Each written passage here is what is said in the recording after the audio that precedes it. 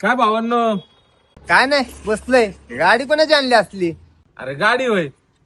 गाडी आजच दुपारी घेतली सेकंड हँड. काय लका घेतली ती गाडी घेतली सेकंड हँडच घेतली आणि आयुष्यातली पहिली गाडी आहे की लका तुझी, ती पण सेकंड हँड. नवीन तरी घ्यायची राव.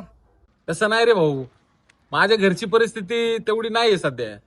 अरे काय परिस्थिती सांगते, आमच्या बापाला सांगितलं आमचा बाप आता गाडी घेऊन देईल. हा मग तुम्ही गाडी बघितली पण तुम्ही हे नाही बघितलं की मी हे स्वतःच्या जीवावर स्वतःच्या कष्टाने घेतली आणि तुम्ही तुमच्या बापाच्या पैशाने घेतलेली. ज्या टायमाला तुम्ही हीच गाडी स्वतःच्या जीवावर घ्याल ना, तेव्हा तुम्ही मला सांगा.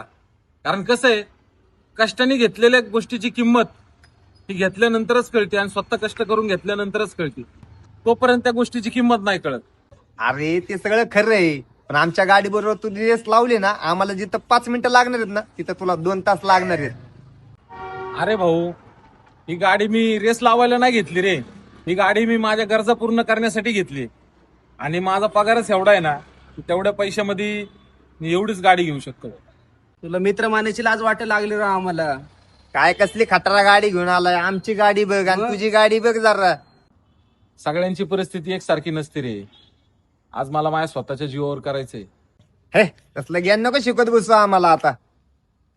मी तर तुम्हाला लय जवळचा मित्र मानायचो रे. त्याच्यामुळे गाडी घेतल्या घेतल्या लगेच तुम्हाला दाखवायला आणली, पण शेवटी तुम्ही मला आज माझा खालीपणाच दाखवला. जाऊ दे, चल येतो मी.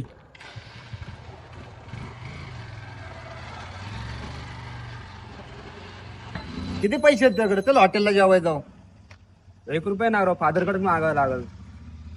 हे राव, आपण त्याला उगाच वाईट बोललो राव. त्यांनी स्वतःच्या कष्टावर गाडी घेतली ना, आपण बघा काय जेवायला जाण्यासाठी हॉटेलला पप्पाकडनं पैसे मागतोय राव. हा ना राव, त्याला लय चुकीचं बोललो आपण.